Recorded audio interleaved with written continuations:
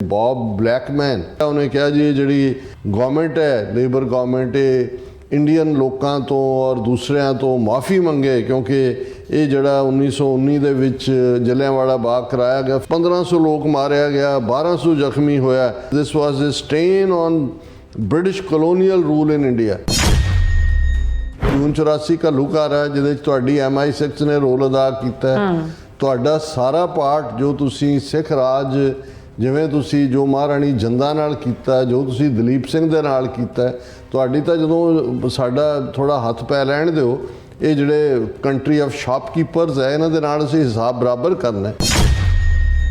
ਜਿਹੜੀ Indian government so called democracy ਦੇ ਨਾਂ ਥੱਲੇ ਜਿਨ੍ਹਾਂ ਨੇ ਘੱਲੂਘਾਰਾ 84 ਵਰਤਾਇਆ ਨਵੰਬਰ 84 ਨੂੰ 40 ਸਾਲ ਹੋ ਗਏ ਨੇ ਬਾਹਰਲੇ 5 ਸੂਬੇ ਅਮਰੀਕਾ ਦੇ ਉਹਨੂੰ ਨਸਲਕੁਸ਼ੀ ਮੰਨ ਰਹੇ ਨੇ ਔਰ ਤੁਸੀਂ ਜਿਹੜਾ ਹੈ ਉਹ 30,000 ਬੰਦਾ ਮਾਰ ਕੇ ਜਿਹੜਾ ਉਹਦੀ ਕੋਈ ਅਕਾਊਂਟੇਬਿਲਿਟੀ ਨਹੀਂ ਹੈ। 1984 ਦੇ ਵਿੱਚ ਇੰਦਰਾ ਗਾਂਧੀ ਮਾਰਗਰਟ ਥੈਚਰ ਨੂੰ ਚਿੱਠੀ ਲਿਖਦੀ ਹੈ ਕਿ ਜੀ ਇਹ ਦਰਬਾਰ ਸਾਹਿਬ ਦੇ ਅੰਦਰ ਜਿਹੜਾ ਅਸੀਂ ਐਕਸ਼ਨ ਕਰਨਾ ਚਾਹੁੰਦੇ ਹਾਂ ਸਾਡੀ ਮਦਦ ਕਰੋ। ਉਹਨਾਂ ਦੀ ਖੁਫੀਆ ਏਜੰਸੀ MI6 ਉਹ ਜਾ ਕੇ ਉੱਥੇ ਪੂਰੀ ਰੇਕੀ ਕਰ ਉਹਨਾਂ ਨੇ ਕੀ ਰੋਲ ਅਦਾ ਕੀਤਾ ਕਿਉਂਕਿ ਜਿਉਂ ਹੀ ਇਹ 30 ਸਾਲ ਬਾਅਦ ਪੇਪਰ ਡੀਕਲਾਸੀਫਾਈ ਹੋਏ ਸੀ ਔਰ ਸਿੱਖਾਂ ਦੇ ਵਿੱਚ ਗੱਲ ਆਈ ਤਾਂ ਉਹਨਾਂ ਨੇ ਉਹਨਾਂ ਨੂੰ ਵਾਪਸ ਕਲਾਸੀਫਾਈ ਕਰ ਦਿੱਤਾ।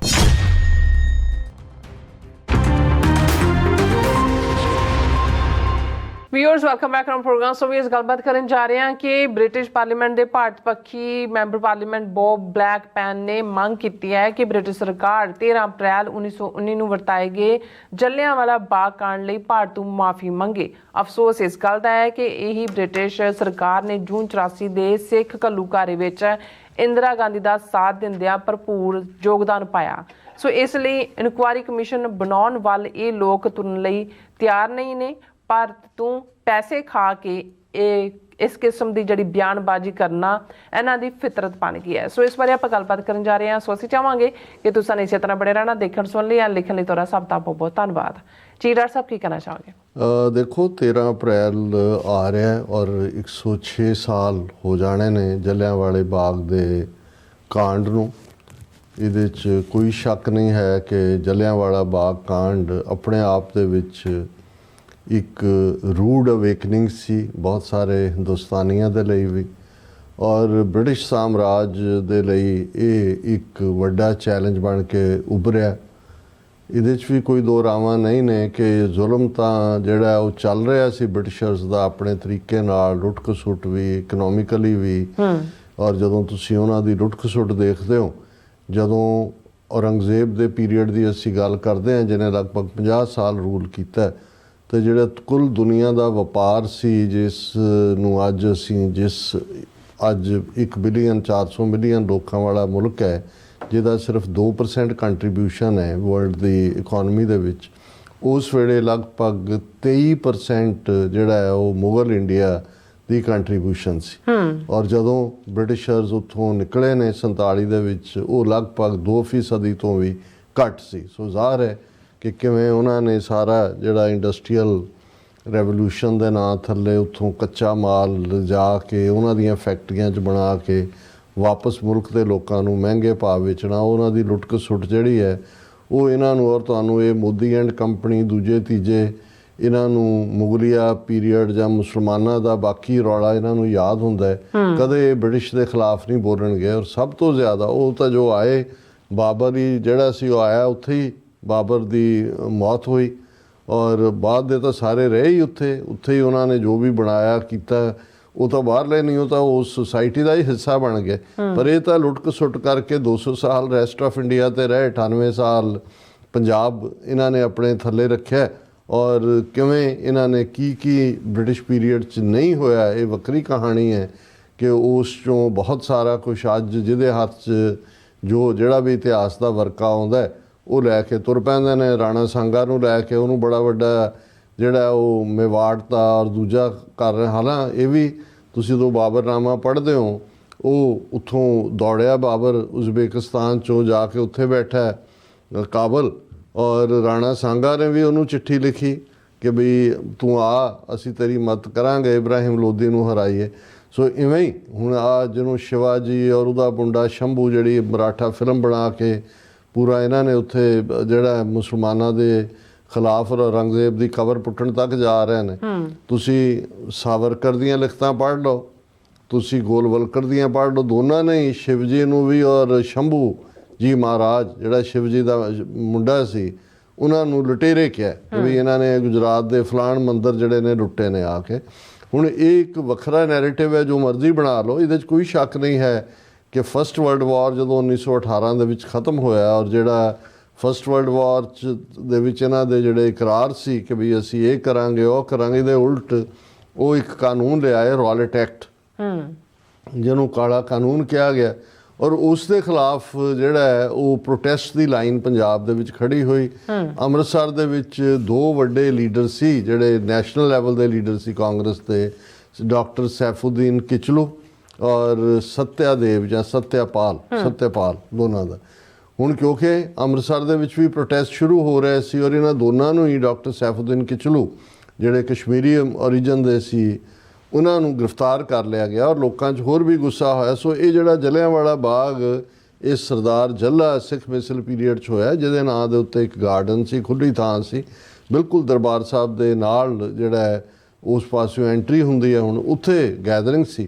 ਔਰ ਉਸ ਤੋਂ ਪਹਿਲਾਂ ਥੋੜ੍ਹੀ ਬਹੁਤ ਵਾਇਲੈਂਸ 2 ਦਿਨ ਪਹਿਲਾਂ ਹੋ ਚੁੱਕੀ ਸੀ ਅੰਮ੍ਰਿਤਸਰ 'ਚ। ਇੱਕ ਅੰਗਰੇਜ਼ ਮੇਮ ਦੇ ਨਾਲ ਜ਼ਿਆਦਤੀ ਹੋਈ, ਇੱਕ ਬੈਂਕ ਲੁੱਟਿਆ ਗਿਆ ਔਰ ਇਹ ਜਿਹੜਾ ਮੇਜਰ ਜਨਰਲ ਡਾਇਰ ਸੀ, ਹੁਣ ਇੱਥੇ ਦੋ ਡਾਇਰਸ ਦੀ ਗੱਲ ਹੁੰਦੀ ਹੈ। ਇੱਕ ਉਸ ਵੇਲੇ ਦੇ ਪੰਜਾਬ ਦਾ ਗਵਰਨਰ ਸੀ ਸਰ ਮਾਈਕਲ ਓਡਵਾਇਰ, ਆਇਰਿਸ਼ ਮੂਲ ਦਾ, ਔਰ ਜਦੋਂ ਅਸੀਂ ਸ਼ਹੀਦ ਊਧਮ ਸਿੰਘ ਵੱਲੋਂ 21 ਸਾਲ ਬਾਅਦ ਇੰਗਲੈਂਡ 'ਚ ਆ ਕੇ ਸਜ਼ਾ ਯਾਫਤਾ ਕਰਨ ਦੀ ਗੱਲ ਕਰਦੇ ਹਾਂ, ਉਹ ਪੰਜਾਬ ਦਾ ਗਵਰਨਰ ਮਾਈਕਲ ਓਡਵਾਇਰ ਸੀ ਉਸ ਪੀਰੀਅਡ, ਜਿਹੜਾ ਸਬਕ ਸਿਖਾਉਣਾ ਚਾਹੁੰਦਾ ਸੀ।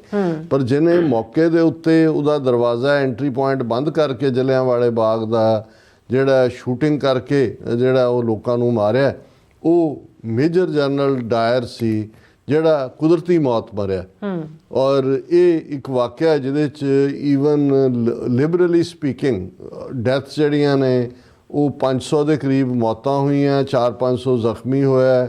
ਇਸ ਦੇ ਉੱਤੇ ਇਨਵੈਸਟੀਗੇਸ਼ਨ ਹੋਈ, ਹੰਟਰ ਕਮਿਸ਼ਨ ਬਿਠਾਇਆ ਗਿਆ, ਮੇਜਰ ਜਨਰਲ ਡਾਇਰ ਨੂੰ ਡੀਮੋਟ ਕਰਕੇ ਬ੍ਰਿਗੇਡੀਅਰ ਡਾਇਰ ਬਣਾਇਆ ਗਿਆ ਔਰ ਉਹ ਬ੍ਰਿਗੇਡੀਅਰ ਬਣਾਇਆ ਗਿਆ ਔਰ ਉਹਨੂੰ ਭੇਜ ਦਿੱਤਾ ਗਿਆ ਵਾਪਸ। ਬੜੀ ਥੋੜ੍ਹੀ ਦੇਰ ਬਾਅਦ ਹੀ ਉਹਦੀ UK 'ਚ ਆ ਕੇ ਮੌਤ ਹੋ ਗਈ। ਔਰ ਜਿਹੜੇ ਜ਼ਖਮੀ ਸੀ ਉਹਨਾਂ ਨੂੰ ਵੀ ਕੰਪਨਸੇਸ਼ਨ ਦਿੱਤਾ ਗਿਆ। ਜਿਹੜੇ ਮਾਰੇ ਗਏ, ਤੁਸੀਂ ਉਸ ਪੀਰੀਅਡ ਦੇ ਅਸੈਂਬਲੀ 'ਚੋਂ ਅਮਾਊਂਟ ਕੱਢ ਸਕਦੇ ਹੋ ਕਿ ਕਿੰਨਾ ਕਿਹਨੂੰ ਦਿੱਤਾ ਗਿਆ। ਹਾਲਾਂਕਿ ਇਹਦੇ 'ਚ ਕਿਤੇ ਵੀ ਜਿਹੜੀ ਕਿਲਿੰਗ ਹੈ ਔਰ ਉਸ ਨੂੰ ਜਸਟੀਫਾਈ ਕੋਈ ਵੀ ਕਰੇ ਉਹ ਕੰਡੈਮਨੇਬਲ ਹੁੰਦਾ। ਹੁਣ ਇਸ ਜਲਿਆਂਵਾਲੇ ਬਾਗ ਦੇ ਵਾਕਿਆ ਨੂੰ ਤਾਂ 106 ਸਾਲ ਬੀਤਣ ਬਾਅਦ ਵੀ ਜਿਹੜਾ ਉਹਨੂੰ ਕਿਸ ਲੈਵਲ ਦੇ ਉੱਤੇ ਪ੍ਰਚਾਰਿਆ ਜਾ ਰਿਹਾ। ਕੰਜ਼ਰਵੇਟਿਵ ਪਾਰਟੀ ਹੈ ਮਾਰਗਰਟ ਥੈਚਰ ਦੀ, ਜਿਹੜੀ ਮਾਰਗਰਟ ਥੈਚਰ ਇੰਦਰਾ ਗਾਂਧੀ ਦੇ ਨਾਲ ਪੂਰਾ ਕੋਆਪਰੇਟ ਕਰਦੀ ਹੈ। ਉਹਨਾਂ ਦੇ MI6 ਦੇ 2 ਜਿਹੜੇ ਏਜੰਟ ਨੇ ਉਹ ਜਾਂਦੇ ਨੇ। ਜਦੋਂ ਫਰਵਰੀ 1984 ਦੇ ਵਿੱਚ ਇੰਦਰਾ ਗਾਂਧੀ ਮਾਰਗਰਟ ਥੈਚਰ ਨੂੰ ਚਿੱਠੀ ਲਿਖਦੀ ਹੈ ਕਿ ਜੀ ਇਹ ਦਰਬਾਰ ਸਾਹਿਬ ਦੇ ਅੰਦਰ ਜਿਹੜਾ ਅਸੀਂ ਐਕਸ਼ਨ ਕਰਨਾ ਚਾਹੁੰਦੇ ਹਾਂ, ਸਾਡੀ ਮਦਦ ਕਰੋ। ਔਰ ਉਹਨਾਂ ਦੀ ਖੁਫੀਆ ਏਜੰਸੀ MI6 ਉਹ ਜਾ ਕੇ ਉੱਥੇ ਪੂਰੀ ਰੇਕੀ ਕਰ, ਉਹਨਾਂ ਨੇ ਕੀ ਰੋਲ ਅਦਾ ਕੀਤਾ, ਹੋਰ ਕੀ ਅਸਲਾ ਦਿੱਤਾ, ਕੀ ਸਾਨੂੰ ਨਹੀਂ ਪਤਾ ਹੈ, ਕਿਉਂਕਿ ਜਿਉਂ ਹੀ ਇਹ 30 ਸਾਲ ਬਾਅਦ ਪੇਪਰ ਡੀਕਲਾਸੀਫਾਈ ਹੋਏ ਸੀ ਔਰ ਸਿੱਖਾਂ ਦੇ ਵਿੱਚ ਗੱਲ ਆਈ ਤਾਂ ਉਹਨਾਂ ਨੂੰ ਵਾਪਸ ਕਲਾਸੀਫਾਈ ਕਰ ਦਿੱਤਾ। ਔਰ ਜਿਹੜੀ ਲੇਬਰ ਪਾਰਟੀ ਦੀ ਗਵਰਨਮੈਂਟ ਹੁਣ ਬਣੀ ਹੈ, ਇਹਨਾਂ ਨੇ ਇਕਰਾਰ ਕੀਤਾ ਹੋਇਆ ਕਿ ਭਾਈ ਅਸੀਂ ਫੁੱਲ ਫਲੈਜਡ ਜਿਹੜਾ ਇੱਕ ਇਨਵੈਸਟੀਗੇਟਿਵ ਜਿਹੜਾ ਪੈਨਲ ਜੱਜ ਦੀ ਕਮਾਂਡ ਥੱਲੇ ਬਣਾਵਾਂਗੇ। ਉਹਦੇ ਜਿਸ ਗੱਲ ਨੂੰ ਸਾਹਮਣੇ ਲਿਆਂਦਾ ਜਾਏਗਾ ਵੀ ਕੀ ਰੋਲ ਅਦਾ ਕੀਤਾ ਬ੍ਰਿਟਿਸ਼ ਦੀ ਮਾਰਗਰਟ ਥੈਚਰ ਗਵਰਨਮੈਂਟ ਨੇ ਜੂਨ 84 ਦੇ ਘੱਲੂਘਾਰੇ ਦੇ ਵਿੱਚ। ਇਹ ਮੈਂ ਪਿਛੋਕੜ ਇਸ ਲਈ ਦਿੱਤਾ ਹੈ ਕਿ ਵੀ ਇਹ ਜਿਹੜੇ ਲੋਕ ਅੱਜ ਸਿੱਖਾਂ ਦੇ ਕਾਤਲ ਨੇ ਜਾਂ ਸਿੱਖਾਂ ਦੀ ਨਸਲਕੁਸ਼ੀ ਦੇ ਵਿੱਚ ਉਹਨਾਂ ਨੇ ਭਾਰਤ ਦੇ ਕਾਤਲ ਰਜੀਮ ਦਾ ਜਿਹੜਾ ਸਾਥ ਦਿੱਤਾ ਹੋਇਆ ਕੰਜ਼ਰਵੇਟਿਵ ਪਾਰਟੀ UK ਦੀ, ਔਰ ਉਹਨਾਂ ਦਾ ਇਹ ਬੌਬ ਬਲੈਕਮੈਨ ਮੈਂਬਰ ਪਾਰਲੀਮੈਂਟ ਜਿਹੜਾ ਹੈਰੋ ਈਸਟ ਤੋਂ ਰਿਪਰੈਜ਼ੈਂਟ ਕਰਦਾ, ਇਹ on the drop of the hat ਖਾਲਿਸਤਾਨੀ ਐਕਟਿਵਿਸਟ ਦੇ ਖਿਲਾਫ ਵੀ ਬਿਆਨ ਦਿੰਦਾ ਹੈ।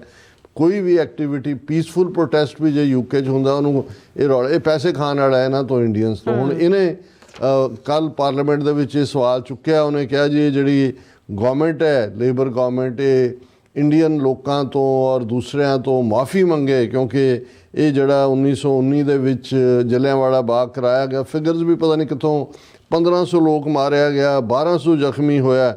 ਉਹਨਾਂ ਨੇ ਕਿਹਾ ਕਿ ਸਾਡੀ ਥੈਰੇਸਾ ਮੇ ਨੇ ਜਿਹੜਾ ਉਸ ਨੂੰ recognise this was a stain on British colonial rule in India. ਉਹ ਵੀ ਇਹ ਤਾਂ ਸਟੇਨ ਸੀ, ਹੁਣ ਤੱਕ ਵੀ ਭੁਗਤ ਰਹੇ ਨੇ। ਜਦੋਂ ਵੀ ਕੋਈ ਬ੍ਰਿਟਨ ਦਾ ਟੌਪ, ਮੈਨੂੰ ਯਾਦ ਹੈ ਜਦੋਂ ਆਈ.ਕੇ. ਗੁਜਰਾਲ ਪ੍ਰਾਈਮ ਮਿਨਿਸਟਰ ਸੀ ਤਾਂ ਕੁਈਨ ਨੇ ਰਿਕੁਐਸਟ ਕੀਤੀ ਕਿ ਵੀ ਮੈਂ ਮਰਨ ਤੋਂ ਪਹਿਲਾਂ ਦਰਬਾਰ ਸਾਹਿਬ ਜਾਣਾ ਚਾਹੁੰਦੀ ਹਾਂ। ਪਹਿਲਾਂ ਤਾਂ ਉਹਨਾਂ ਨੇ ਉਹਨੂੰ ਰੋਕਣ ਦੀ ਕੋਸ਼ਿਸ਼ ਕੀਤੀ, ਫਿਰ ਉਹਨਾਂ ਦੀ ਫੋਰਨ ਮਿਨਿਸਟਰੀ ਨੇ ਜਿਹੜੇ ਇੰਡੀਆ ਦੀ ਨੇ ਕਿਹਾ ਕਿ ਜੀ ਜੇ ਦਰਬਾਰ ਸਾਹਿਬ ਜਾਣਾ ਤੇ ਦੁਰਗਿਆਣਾ ਮੰਦਿਰ ਵੀ ਜਾਏ। ਉਹਨੇ ਕਿਹਾ ਵੀ ਨਹੀਂ ਨਹੀਂ, ਮੈਂ ਸਿਰਫ ਦਰਬਾਰ ਸਾਹਿਬ ਜਾਣਾ, ਕੋਈ ਦੂਜਾ। ਫਿਰ ਇੰਨਾ ਵੱਡਾ ਇਸ਼ੂ ਖੜਾ ਕਰਤਾ ਵੀ ਰਾਣੀ ਨੇ ਆਉਣਾ। ਉਹ ਪੀਰੀਅਡ ਦੇ ਵਿੱਚ ਜਿਹੜਾ 1919 ਦਾ ਜਲਿਆਂਵਾਲਾ ਬਾਗ ਦੇ ਲਈ ਇਹ ਮਾਫੀ ਮੰਗੇ। ਔਰ ਉਹਨੇ ਕੀ ਮੰਗਣਾ, ਉਹਨੇ ਵਿਜ਼ਿਟ ਕੀਤਾ, ਰਿਗਰੈਟ ਜਾਂ ਕੁਝ ਲਿਖਿਆ ਹੋਏਗਾ, ਜਿਸ ਹਰ ਵਾਰ ਇਸ ਇਸ਼ੂ ਨੂੰ ਖੜਾ ਕਰ ਦਿੰਦੇ ਨੇ। ਹੁਣ ਇਹਨੂੰ ਇਹ ਤਾਂ ਯਾਦ ਹੈ ਇਸ ਬੌਬ ਬਲੈਕਮੈਨ ਨੂੰ ਕਿ ਜੀ ਇਹ ਥੈਰੇਸਾ ਮੇ ਨੇ ਜਿਹੜਾ ਉਹਨੂੰ ਸਟੇਨ ਔਰ ਬ੍ਰਿਟਿਸ਼ ਕਲੋਨੀਅਲ ਰੂਲ ਕਿਹਾ ਸੀ। ਪਰ ਇਸ ਦੇ ਉੱਤੇ ਜੂਨ 84 ਘੱਲੂਘਾਰਾ ਹੈ, ਜਿਹਦੇ 'ਚ ਤੁਹਾਡੀ MI6 ਨੇ ਰੋਲ ਅਦਾ ਕੀਤਾ। ਤੁਹਾਡਾ ਸਾਰਾ ਪਾਰਟ ਜੋ ਤੁਸੀਂ ਸਿੱਖ ਰਾਜ, ਜਿਵੇਂ ਤੁਸੀਂ ਜੋ ਮਹਾਰਾਣੀ ਜਿੰਦਾਂ ਨਾਲ ਕੀਤਾ, ਜੋ ਤੁਸੀਂ ਦਲੀਪ ਸਿੰਘ ਦੇ ਨਾਲ ਕੀਤਾ, ਤੁਹਾਡੀ ਤਾਂ ਜਦੋਂ ਸਾਡਾ ਥੋੜ੍ਹਾ ਹੱਥ ਪੈ ਲੈਣ ਦਿਓ, ਇਹ ਜਿਹੜੇ ਕੰਟਰੀ ਆਫ ਸ਼ਾਪਕੀਪਰਸ ਹੈ ਇਹਨਾਂ ਦੇ ਨਾਲ ਅਸੀਂ ਹਿਸਾਬ ਬਰਾਬਰ ਕਰਨਾ। ਲੇਕਿਨ ਇਸ ਦੇ ਉੱਤੇ ਬੜੀ ਇਹ ਖਬਰ ਉਹਨਾਂ ਦੀਆਂ ਨਿਊਜ਼ ਏਜੰਸੀਜ਼ ਵੀ ਇੰਡੀਆ ਦੀਆਂ ਚੁੱਕ ਲੈਂਦੀਆਂ ਨੇ। UK MP urges his government to apologize to people of India for Jallianwala Bagh ਮੈਸੈਕਰ। ਉਹ ਵੀ ਤੁਸੀਂ ਪਹਿਲਾਂ ਆਪਣਾ ਰੋਲ ਇੱਥੇ ਦੇਖੋ ਕੀ ਹੈ। ਤੇ ਜਿਹੜੀ Indian government so called democracy ਦੇ ਨਾਂ ਥੱਲੇ ਜਿਨ੍ਹਾਂ ਨੇ ਘੱਲੂਘਾਰਾ 84 ਵਰਤਾਇਆ, ਨਵੰਬਰ 84 ਨੂੰ 40 ਸਾਲ ਹੋ ਗਏ ਨੇ, ਬਾਹਰਲੇ 5 ਸੂਬੇ ਅਮਰੀਕਾ ਦੇ ਉਹਨੂੰ ਨਸਲਕੁਸ਼ੀ ਮੰਨ ਰਹੇ ਨੇ, ਔਰ ਤੁਸੀਂ ਜਿਹੜਾ ਹੈ ਉਹ 30,000 ਬੰਦਾ ਮਾਰ ਕੇ ਜਿਹੜਾ ਉਹਦੀ ਕੋਈ ਅਕਾਊਂਟੇਬਿਲਟੀ ਨਹੀਂ ਹੈ। ਜੂਨ 84 ਦੇ ਘੱਲੂਘਾਰੇ ਲਈ ਉਹ ਦਫ਼ਤਰੀ ਬਾਬੂ ਮਨਮੋਹਨ ਸਿੰਘ ਤੋਂ ਮਾਫੀ ਮੰਗਵਾਈ ਕਿ ਉਹ ਵੀ ਜਿਹੜਾ ਕਿ ਜੀ ਮਾਫੀ ਮੰਗ ਰਹੇ ਅਸੀਂ, ਕੋਈ ਮਾਫੀ ਨਹੀਂ ਹੈ, ਕੋਈ ਅਕਾਊਂਟੇਬਿਲਟੀ ਨਹੀਂ ਹੈ, ਕੋਈ ਉਸ ਦੇ ਉੱਤੇ ਜਿਹੜਾ ਕਿੰਨੀਆਂ ਤੁਸੀਂ ਜਿਹੜੀਆਂ ਨੇ ਉਹ ਡੰਪ ਟਰੱਕਸ ਜਿਹੜੇ ਨੇ ਮਿਊਨਿਸਪਲ ਕਮੇਟੀ 'ਚ ਕਿੰਨੇ ਹਜ਼ਾਰ ਸਿੱਖ ਜਿਹੜੇ ਨੇ ਮਾਰੇ ਨੇ। ਸੋ ਕੁੱਲ ਮਿਲਾ ਕੇ ਅਸੀਂ ਇਹ ਦੇਖਦੇ ਹਾਂ ਕਿ ਵੀ ਇਹ ਜਿਹੜੇ ਇੰਡੀਅਨ ਸਿਸਟਮ ਦੇ ਲਈ ਇਹ ਕੰਮ ਕਰਨ ਵਾਲੇ ਲੋਕ ਨੇ, ਜਿਨ੍ਹਾਂ ਦੀਆਂ ਮੂੰਹ ਖਾਂਦਾ ਅੱਖਾਂ ਸ਼ਰਮਾਉਂਦੀਆਂ, ਇਹ ਆਪਣਾ ਇੱਦਾਂ ਦਾ ਕਰ ਕਰਾ ਕੇ ਤਾਂ ਕਿ ਜੋ ਅੱਜ ਇੰਡੀਅਨ ਸਟੇਟ ਸਿੱਖਾਂ ਦੇ ਨਾਲ ਕਰ ਰਹੀ ਹੈ। ਜਲਿਆਂਵਾਲਾ ਬਾਗ ਤਾਂ ਕਲੋਨੀਅਲ ਬ੍ਰਿਟਿਸ਼ ਐਮਪਾਇਰ ਸੀ, ਉਹਨਾਂ ਦਾ 106 ਸਾਲ ਪਹਿਲਾਂ ਹੋਇਆ ਬੀਤਿਆ। ਪਰ ਇਹ ਡੈਮੋਕ੍ਰੇਸੀ ਦੇ ਨਾਂ ਥੱਲੇ ਕੀ ਹੋ ਰਿਹਾ ਅੱਜ ਵੀ।